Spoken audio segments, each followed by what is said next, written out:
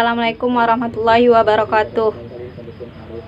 Bertemu lagi dengan saya Samsidar. Di video kali ini saya akan membahas tentang pembelahan sel. Apakah itu sel? Sel adalah kumpulan materi paling sederhana yang dapat hidup dan merupakan unit penyusun semua makhluk hidup. Pada setiap unit, sel mampu melakukan semua aktivitas kehidupan. Apa sajakah aktivitas itu? Aktivitas tersebut berupa reaksi kimia untuk mempertahankan kehidupan keberlangsungan di dalam sel. Setiap sel dapat memperbanyak diri dengan membentuk sel-sel baru melalui proses yang disebut pembelahan sel atau reproduksi sel. Pembelahan sel dibedakan menjadi dua, yaitu pembelahan secara langsung atau amitosis dan pembelahan secara tidak langsung atau mitosis dan meiosis. Pembahasan pada video kali ini adalah pembelahan sel secara tidak langsung atau mitosis dan meiosis. Apa itu pembelahan sel? Pada umumnya, sel pada tubuh akan membelah dan menjadi beberapa sel baru. Namun, ketika sel sudah tua atau sakit, sel tersebut akan mati atau digantikan dengan sel yang baru. Seorang manusia pada awalnya berasal dari dalam kandungan dan kemudian lahir sebagai bayi. Setiap hari akan terjadi pembelahan sel sehingga bayi bertumbuh menjadi muda, dewasa, dan menjadi tua. Pertumbuhan ini merupakan peristiwa yang terjadi karena adanya pembelahan sel pada tubuh kita sendiri.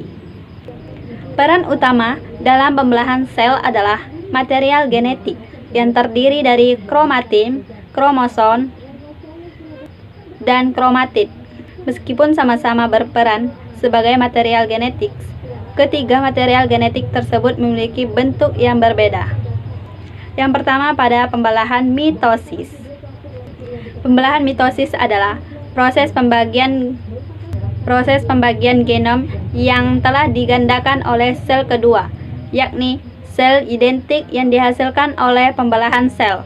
Mitosis umumnya diikuti sitokinesis yang membagi sitoplasma dan membran sel.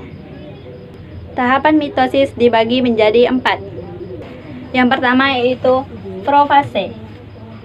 Di sini kita pada sel induk dapat kita lihat di sini sentriol. Terdapat sentriol. Di sini membran inti. Pada profase terdapat kromosom terdiri 2 kromatid saudara. Pada tahapan profase, membran inti mulai rusak menjadi bagian-bagian kecil atau fragmen.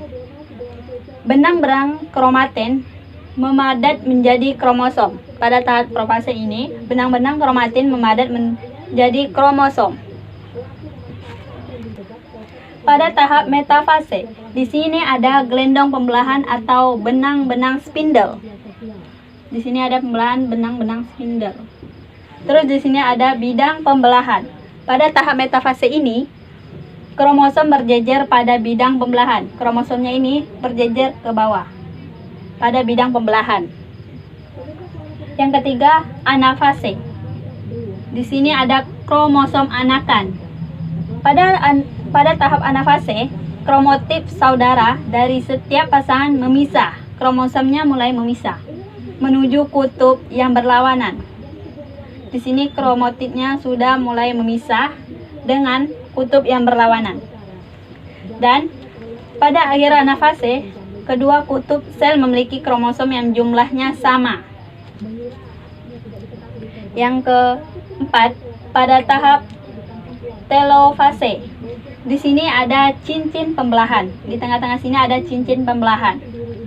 Pada tahap telofase, membran inti mulai kembali bergabung. Di sini membran intinya mulai bergabung. Terus pada tahap telofase, kromosom mulai meregang. Kromosomnya mulai meregang. Nih, kromosomnya tadi ini mulai meregang. Yang kelima ada sitokinesis. Di sini sel anakan diploid sudah terbentuk menjadi 2 sel anakan. Pada tahap sitokinesis, inti terpisah menjadi sel baru yang diikuti pembentukan sekat sel baru sehingga terbentuk dua sel anakan 2N. Di sini inti selnya sudah terpisah menjadi sel baru. Dapat kita lihat di sini ada 2N. Sel anakan diploid 2N. Yang kedua pada pembelahan meiosis. Pembelahan meiosis adalah proses pembelahan sel yang dihasilkan 4 sel anakan, yang masing-masing sel memiliki separuh dari jumlah kromosom sel induk. Tahapan meiosis dibagi menjadi 8. Di sini masih sama seperti pembelahan mitosis tadi. Di sini ada sentriol, membran inti. Terus di sini ada profase 1. Di sini ada kromosom terdiri dari 2 kromotip saudara.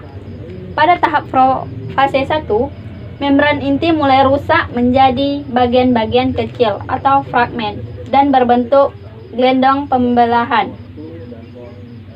Pada tahap profase ini juga, benang-benang kromatin memandat menjadi kromosom dan kromosom homolog berpasangan.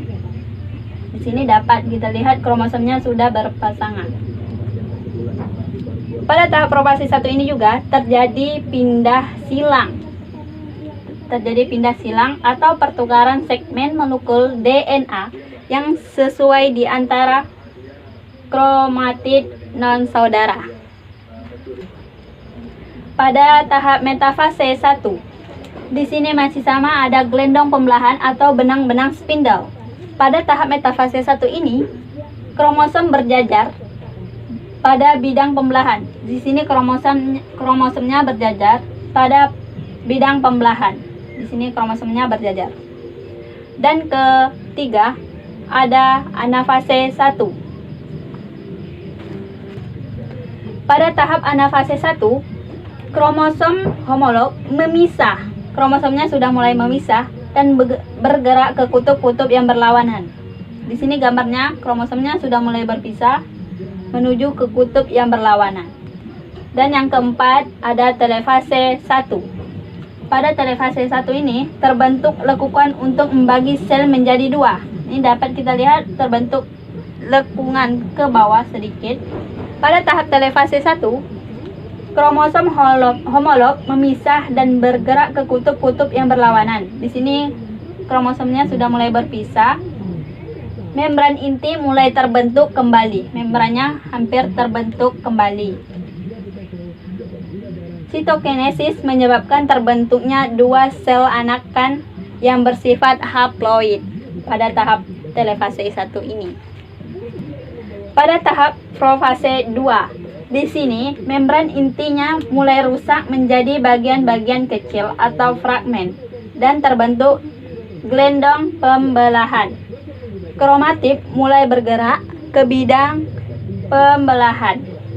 Pada tahap metafase 2, di sini kromosomnya berjejer pada bidang pembelahan. Di sini dapat kita lihat kromosomnya sudah berjejer pada bidang pembelahan. Pada tahap anafase 2, di sini terlihat kromatid sesudah memisah. Di sini kromosomnya sudah mulai berpisah. Pada tahap anafase 2, kromatidnya terpisah dan bergerak ke kutub yang berlawanan. Kromosomnya sudah berpisah-pisah.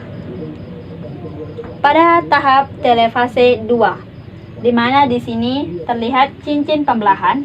Di sini ada cincin pembelahan di tengah-tengah sini. Pada tahap telefase 2 ini, nukleus terbentuk kromosom terurai, membentuk kromatin, dan sitokinesis terjadi. Di sini terbentuklah sitokinesis terjadi. Sel anakan haploid N atau N. Cukup sekian video dari saya. Wassalamualaikum warahmatullahi wabarakatuh.